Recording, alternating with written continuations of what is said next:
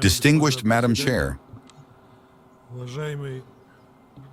Distinguished Minister of Foreign Affairs of Cuba, Bruno Rodriguez Perea, the Russian Federation joins the statement made on behalf of the group of friends in defense of the Charter of the United Nations. In our national capacity, we would like to note the following.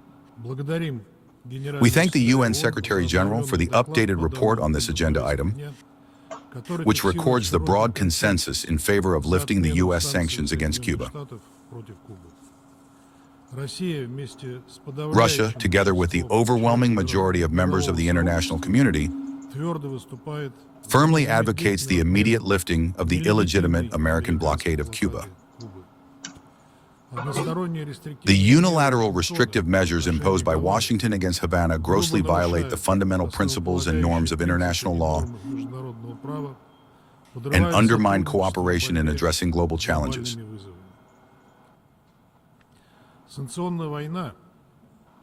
The sanctions war unleashed by the United States against Cuba to achieve its main goal, the overthrow of a government it finds objectionable, is a striking example of treacherous interference in the internal affairs of a sovereign state.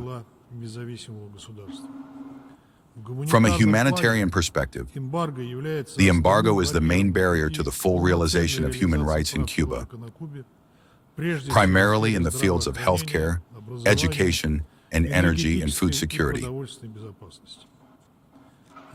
The economic blockade of Cuba hinders the achievement of the Sustainable Development Goals and restricts Havana's ability to invest in the most promising sectors of the economy, to support the social sphere, and to service its external debt. The long-standing illegitimate sanctions measures impede the functioning of the national financial sector and prevent local economic operators from fully utilizing the opportunities of global financial markets and relevant institutions. The colossal losses caused by the American embargo to the island's economy speak for themselves. From March 2024 to February 2025, the damage inflicted by the blockade increased by 49% compared to the previous period and amounted to more than $7.5 billion US, exceeding the damage caused to the country in 2023 and 2024 by $2.5 billion US.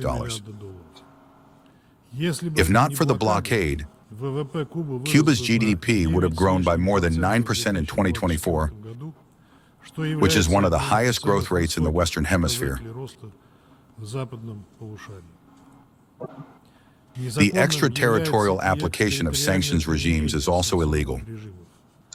A principle is being introduced into interstate relations that holds third countries, their authorities, citizens, and businesses responsible for maintaining and developing mutually beneficial trade and economic ties with those against whom restrictive measures have been imposed.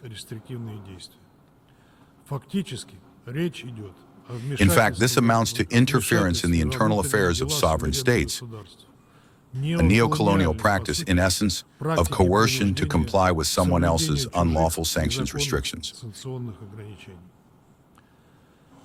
Despite the pressure exerted by Washington, Havana continues to pursue a sovereign political course. Cuba remains an active player on the international stage, where it rightfully enjoys high authority. We consider the harmful practice of labeling Cuba as unacceptable,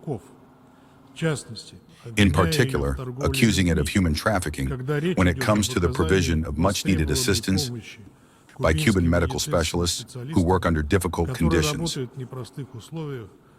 primarily in the countries of Latin America, Africa, and the Pacific region. The continued inclusion of Cuba on the list of state sponsors of terrorism appears completely absurd. This list is nothing more than another illegitimate tool of political and economic pressure on the Cuban government. Havana has an impeccable reputation as an active participant in international cooperation in the fight against terrorism. In continuation of our consistent position and guided by the fundamental principles of the UN Charter, We will once again support the draft resolution calling for the abolition of the blockade without preconditions. Thank you for your attention.